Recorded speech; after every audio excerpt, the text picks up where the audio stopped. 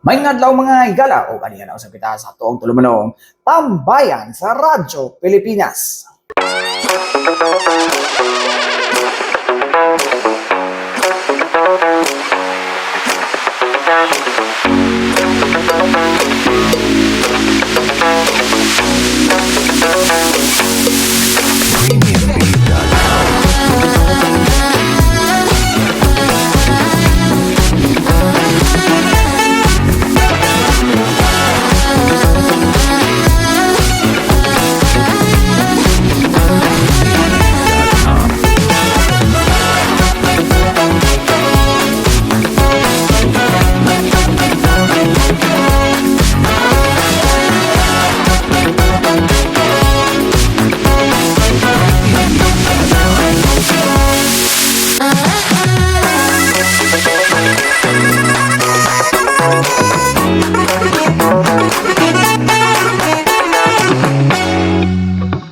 Yes, mga higala, niya usap kita sa tuong panag-uban, no?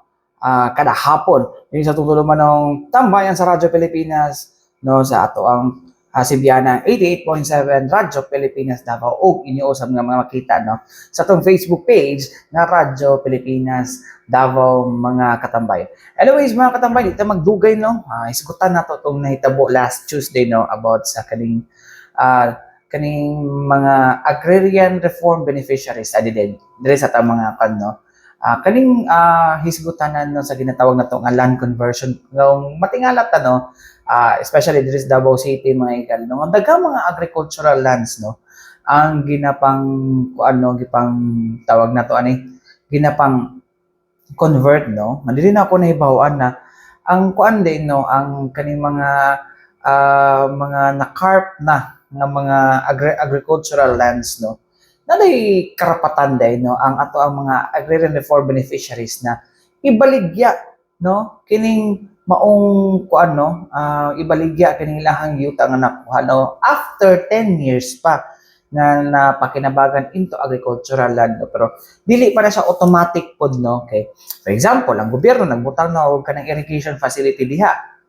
di na siya pwede gyud nga kuanon no di siya pwede i-convert kay naggasto naman ng gobyerno para sa agricultural na purposes no so di siya pwede ma-convert into other land use no mo to giingon ni kuno Attorney Jason Colyado mga higala ang ang acting regional director ba tama ko pero regional director na lang dayon kay siya man ang labaw karon no regional director sa Department of Agrarian Reform 11 so napo to giingon po dito mga katambayan no nga kuan tawagan ni pag i-convert na mo ubang mga kuan mga tawagan ni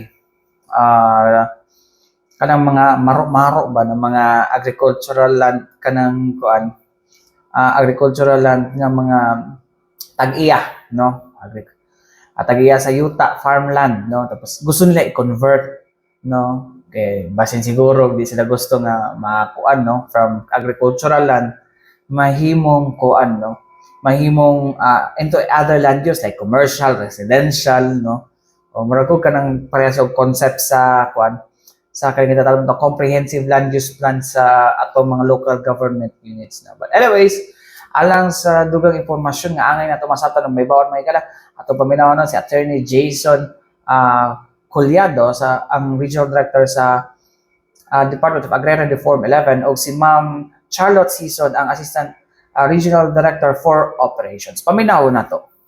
Sabi ko kanina po, if it's more than 10 years, hindi natin sila makontrol out of our jurisdiction po. But there are regulations and policies using the land use conversion po. Start po tayo sa ating barangay. Here comes interagency po ang conversion po. It's dapat may DNR for the NIPAS, NIA for the irrigation, and DSUD. Doon po minsan meron marami dito ngayon as of dito sa region Davao City po.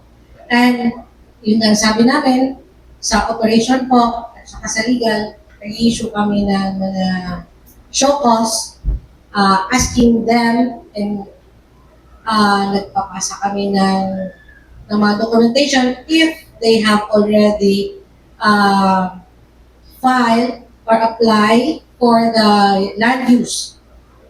Minsan may mga, i-clarify ko na lang din, RD Renee ha, it doesn't stop from reclassification as what RD said a while ago na it's the Department of Agrarian Reform who will determine the use of the land na nai-claw. Sir, it will be possible that they can convert it if 10 years na po na nagamit na nila and they decided to hindi natin din makontrol na kailangan na din po ng mga bahay.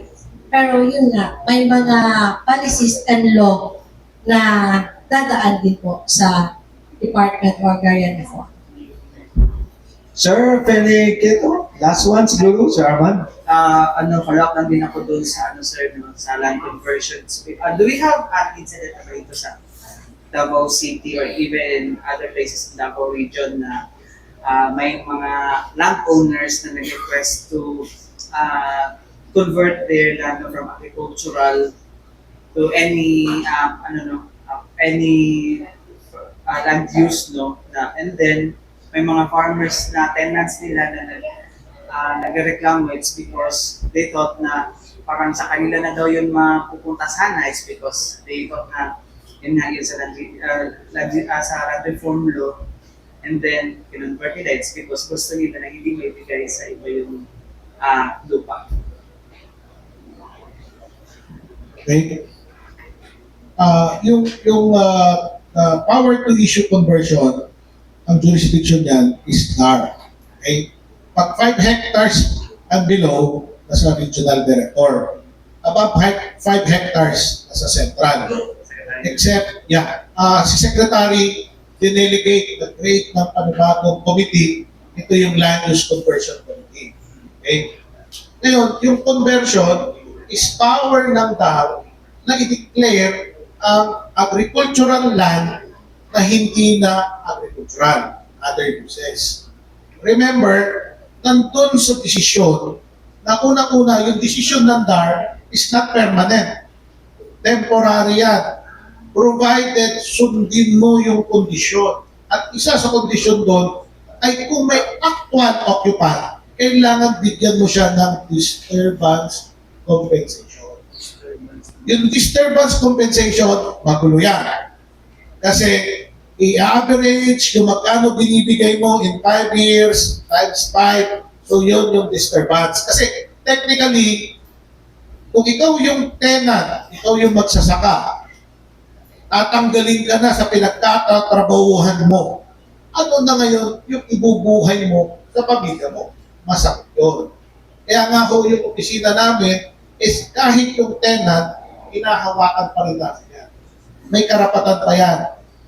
So, ngayon na masakit, pag inaprubahan yung conversion at hindi mo na ayos, pwedeng magreklamo sa amin, pwede namin baguhin yung desisyon, ibalik namin sa agriculture. So, pag-uusap na ho yan ng landowner at ng tenant. Pero meron ho kaming DOJ 44. Ito yung technical. Kaya nga, maganda ho ang agrarian eh. Nabuo kami noong 1988, June 15. Paano kung bago kami tinayo, although tinataniman ng palay, tinataniman ng mais, tinataniman ng pinya, eh yung LGU noon, nagkaroon ng zoning ordinance na residential na dapat, although yung actual use ay agricultural. May rules kami doon at base sa DOJ Legal Opinion number 44, wala kaming jurisdiction. Kasi nung inayong andar under 66537, wala, 6657, wala kaming jurisdiction. Kasi ang jurisdiction lang ng DAR ay agricultural lands. both public and private. Sir, kailang nasa ng... Yeah, sige. Okay lang, Ate Rene. Sige, go ahead. Daming question si Kuya. Para ho tayo matuto kasi sigurado ko ho, marami kayong kapitbahay, kamag-anak, kapatid, kaaway, lupa. Yeah, normal ho yan. Disturbance, sir. Yes. Joke. Disturbance. Actually, sir, what if, sir, si city is, nire-classify niyo yung area as agricultural into some land use? Meron din po ba, sino ba mananaig, si DAR or si LGU? Kasi remember, si LGU is reclass for tax purposes. Kami, use kami. Okay, yun yung different variety kami. Ngayon, kami, as long as irrigated siya, kasi pumastos na nga yung gobyerno, pag i-convert mo at walang conversion order, illegal conversion yan. Nagiging part ba ang DAR, sir, sa TWG in formulating comprehensive land use plan of a certain LGU? Yes. Sumasama ang inuutusan namin. Kung wala ako, si Ardo o kaya yung legal namin para makapag-provide ng inputs. Pag i-devolve naman kayo, sir. Hindi kami Hindi naman devolved. sa TAR. Hindi kami devolved. Unlike EA, hanggang regional office lang. Kami, may provincial, may municipal pa. So, may central. Tapos meron pa kaming BART. Yun yung parang NGO namin. Usually barangay officials, para kung may gulo sa lupa, sila initially ang nag-aayos. Sila nagsiserve. Thank you, sir. So siguro maraming salamat. May gusto nyo update? May dagdag si Mama. Go ahead. In addition kay RD, yung LGU po, one of the requirements po sila yung reclassification. But, nasabi ko kanina, si DAR, si Part of Cagayan Reform, ang nagpa-final talaga sa land use ng mga lupa. So, before i-approve ni Council, dadaan na sa inyo. Before, kami po ang last touch po. Kami po ang magbibigay After the ng... City Council approval. Yes po. NIA, DNR, LGU is only part of our requirements po. Kaya nga, strict masyado kami in terms lalo na po LOA kasi we are protecting the livelihood of our ARs. Okay, thank you po. Siguro yung kuha na lang, ma'am. So very recent siguro yung pag-establish ng mga regional government center sa Davao. For example, here in our area. So may mga area talaga yan na part are really agricultural and then may mga tenants. So how are you coordinating with the establishment? May lupa may isa-set up an office in that regional center din. Yeah, alam mo, Karen, sa papel, ang lupa na yan ay kung hindi man sa UP Mindanao, nakapangalan sa NAFCO, National Abaca Fiber Corp. Na yan ho ang tinatrabaho namin na kahit agricultural, dapat i-distribute. Okay, yun ho ang stand namin. Siyempre, inu-oppose siya ng other government agencies kasi may plano sila. Ngayon, na-identify na nga na regional center yan, so tutulungan na namin. Kasi nga, mas maganda na ma-develop yung lupa to its full potential. Okay? Kaya, dyan kami, ang magiging issue ngayon is kung may occupant. Okay? Ang tanong, yung occupants ba, kailan dumating? So, we have ways para makita kung sino yung matagal na talaga at sino yung bago lang. Pero pwede pa rin sila mag-move out in case kasi ganyan din yung lupa. Yes. Move out pa rin sila, babayaran sila or whatever, compensated. Maraming ways kasi may urban poor, may disturbance compensation din kami, pero tandaan mo, kami ay agricultural. Kung ginawang residential, medyo hindi na namin sa yun. Kaya yun ang magiging tricky part. Kaya nga, very important yung investigation. Kaya nga, bago tayo magtapos, RT Rene, may mga offices po kami sa province at munisipyo. Para kung may mga questions kayo pagdating sa ganitong lupa, sa mga agraryo, sa mga concerns nyo, lumapit lang ho kayo. At sigurado ko, matutulungan ho kayo. At kung hindi naman ho kayo masaya sa mga naibibigay naming tulong, nandito ho ang regional office at nandyan po ho ang central office. At may marami tayong pan. Nandyan yung ease of doing business para pwede kayo mag-email, sagutin ho namin base sa information na binibigay. At kung may pending case, maganda ho, patulong din kayo sa legal namin para mabigyan kayo ng legal advice. Para kung ano man yung legal position nyo, lumakas, para pag mag-decide kami, may consider ko na. So mo itong mga katambayan noon ta naamoy nakuha atong kay Balon no or katong explanation sa to ang mga dinapit no si attorney, especially sa explanation ni attorney Juan Jason Collado no with regards to katong disturbance compensation kung gusto nimo i-convert tapos na maapektuhan ng mga tenant farmers no dapat na disturbance kung dili daw itong mga kuan, isa to sa mga kondisyon na gusto nimo siya i-convert, pag dili nimo na makuan, pwede bawion sa DAR ang ilahang desisyon na i-convert into other land use, ang maong tawagan ni agricultural land. Anyways, mga katambayan, balik ito man lang sa mga importante painumdum ning atong Sibianan.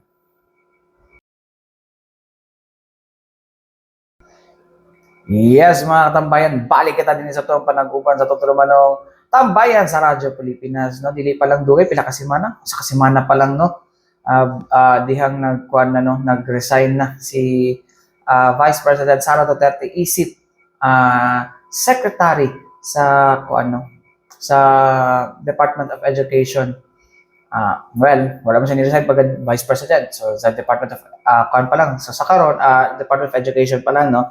Sa karon July 19 pa man effective ang iyang so unsa kay mga karon no panganti sa to mga empleyado diya sa Department of Education no especially sa Davao Region na DepEd no and aton na pong pasadahan no ang ilang pagpangandam no alang sa maabot na abri sa klase no brigada eskwela kung na ba sila mga updates ato ana paminawon mga higala no ang update gikan dala sa Department of Education 11 Mayo pinaagi sa ilang spokesperson na si Sir Janielito Atilio. Paminaw na to.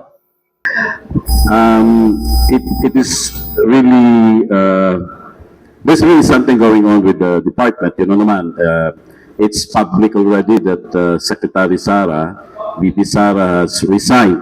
But officially, technically, she is still the one handling the department because her resignation will take effective July 20 pa.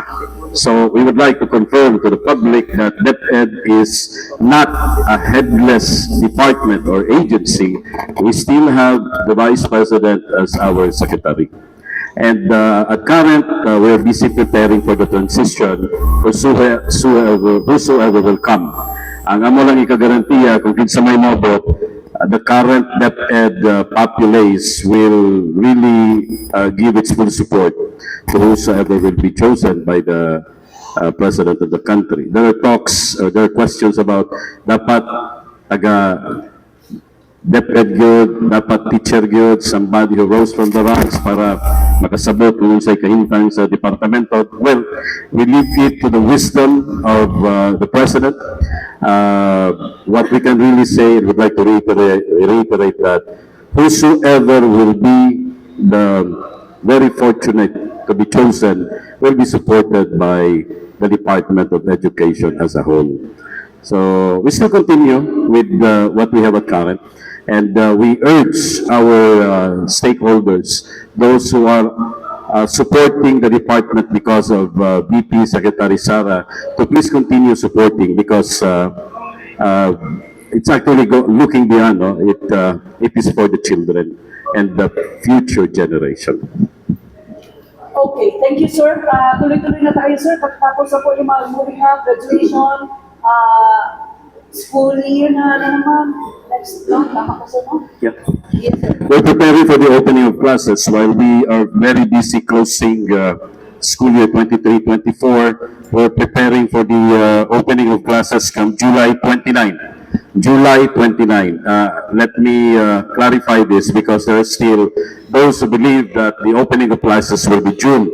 Dili pa na karon mahitabo mga kaigsunan. School year 25-26 pa na siya mahitabo nga mag-operate og June, and then we will end in March. Pero sa pagkakaroon, we'll start July 29 and we will end school year 24-25 on April 15, 2025. Ang reason niya na dili na mo pwedeng himuon nga reality because we might be stepping onto the basic human and constitutional rights of our teachers. If we will really force to revert back to June opening, we will be violating the constitutional rights of our very own teachers. Kaya dapat makapahulay sila sa insakto nga gitugot sa to ang kagamanan, no? Asa gitugot sa to ang balaod. So, ang tamang panahon will be next school year pa, 25-26, that we will be opening in June. Okay. We might be referring to dito sa katong mga nagkuha og technical vocational track because they have the option to either continue schooling sa tertiary, meaning padulong sila sa college, or they have the option to seek for employment. Mao ni kasagaran. Mas daghan sa nakita namo nga nagpadayon og pag-eskwela. But naa po'y mga nanarbaho. In fact, natay very concrete testimony in Tagum nga product siya sa senior high school textbook. Naka-open siya gihang gamay shop, no? After niya nagkuhan siya. After niya nag-graduate siya senior high school. And then karon na yung shop nga gamay, medyo dako-dako na. So it's a testimony that just one testimony nga the program really has helped someone. And if you will equate that with the number of graduates every year with the same kind of a situation, pwede na itong isulti nga ubay-ubay na po nung nakabarog silang kaugalingon, pinaagi sa senior high school program as the bridge. But we are claiming, really, we're claiming that the program is very successful. Target na ginamo is pag-kuhan gani, high school 2%, elementary 3%. Basta ang target really is to increase. Mahimo lang. But I do not have the figure yet. Kung di yun makuha, mas okay lang kung ma-achieve lang tong dating population. Total na sir, from kinder to senior high school. Well, base sa the situation even in the past, nag-increase more or less, mga 200 to 300,000 all over Region 11.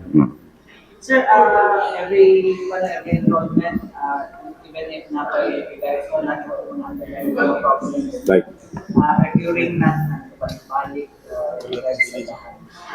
facility, classroom, in-expect ko ba natin coming ang sa Brigada Eskwela, actually, minor repairs man lang na din. But if we talk about major, say, you have to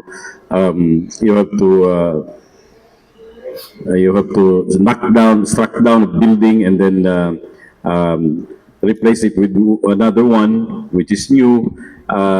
It's dili na siya saklaw sa Brigada Eskwela.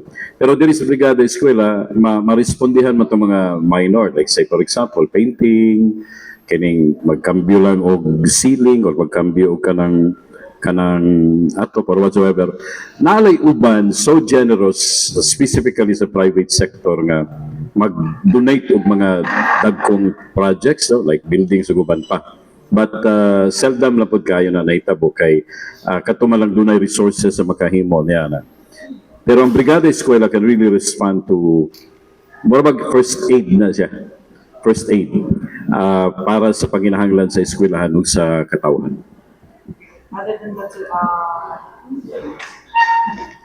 other conclusion, expression na natin mga dropout rates or dropout rates around Dili pa na ako coming. Well, we are hoping, praying, dili utana mahitabo, no? Pero dili magud nato mahibawan sa mga individual circumstances. Mag-drop out man lang ang bata, not because of a reason nga monstrous good kaayo affecting the community, maybe peace and order, pero wala naman na diri karon sa tuwa sa region 11. Ang kasagaran din ha is personal gyud. Pamilya, individual, personal, pero seldom lang pud kay nga mahitabo. But even if na mga ingala nga sitwasyon, malingkamot ang DepEd nga pangitaon gid sila, no? Guklo na sila, and we offer other means, like say for example, alternative delivery mode. Kung di na gid siya pwedeng mosulod sa eskwelahan, then we'll have to give him modular or other means, online whatsoever. Kay mo man ay mga pamaagi nato. The point lang there is to succor him or her, rescue him or her. Na di siya mo resulta nga to sa pagbiya gayud sa eskwelahan kung doon na maingon niya na gayud yung sitwasyon. Kasi dumara na ako sa katulong i-implement ni Secretary GDP last week. Ang gano'n ng mga operations, mga awards. Depende sa bagong secretary. Pero as of this moment, Yes. That was a standing and order to all nga do not clot your classroom with too many nga mawa na ang atensyon sa bata. we're not using sa social media ng teachers na nawala ka sa badaw, balik pa daw itong mga podcast. Well, it's too early to tell. We don't know the thinking pod of the new who will come. Pero for this July 29 na sa klase, wala sa fair kwan ng We don't know yet kay bagong secretary naman na. Kay July 19 naman si Inday Tutob. Ang competition proper will be on July 11 to 15, 2024. July 11 to 15, 2024. Pero kami, kitang Davao Eagles, mulupad na to dito, July 3 pa lang. Kay July 3 and 4, mo na'y travel time.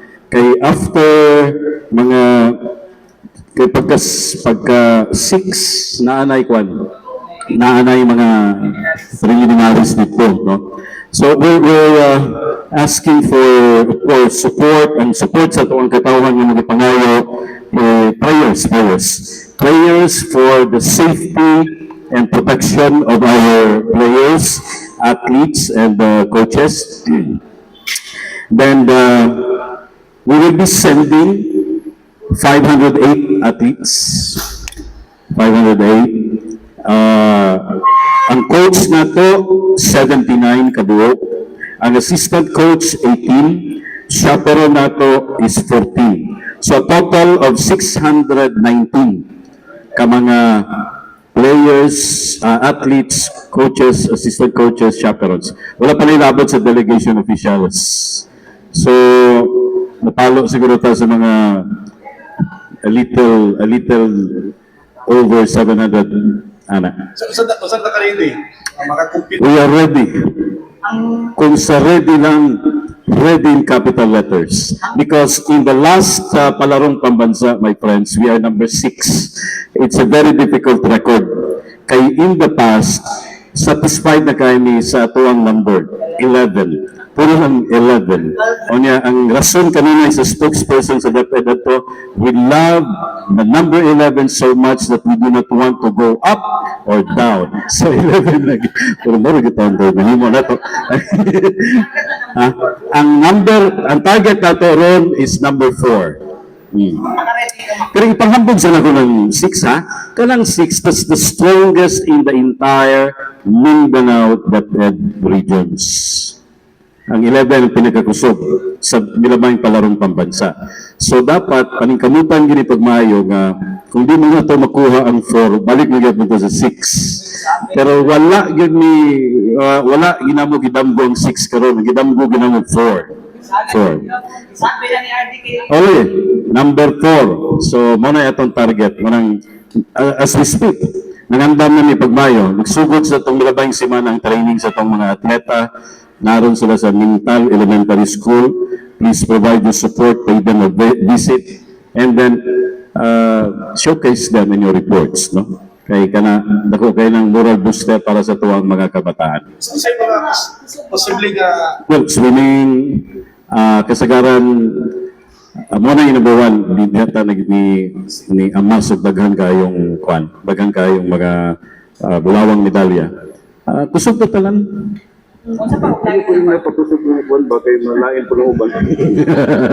Kusog pa tanan. So dako gitag chance sa number 4. Medyo na possibility na makamedal hall. Tanan. So mo to mga katambayan no, ang update gikan kay Sir Janelito Atilio mga kalaw. Sir, gusto niya patawag Sir Dodong Atilio no. So apil na po dira no tong pan atong nahapil dito ang katong preparation sa Davraa no, Davraa Eagles no sa umaabot nga palarong pambansa dito sa Cebu City karong July kung ako nagkamali July 11 to 16 no ang kwan. Anyways, hangtod so mo katunag lang kung mga katambayan sa ato ang panag-uban karong hapon na hangtod sunod po daghang salamat o may hapon kanatong tanan.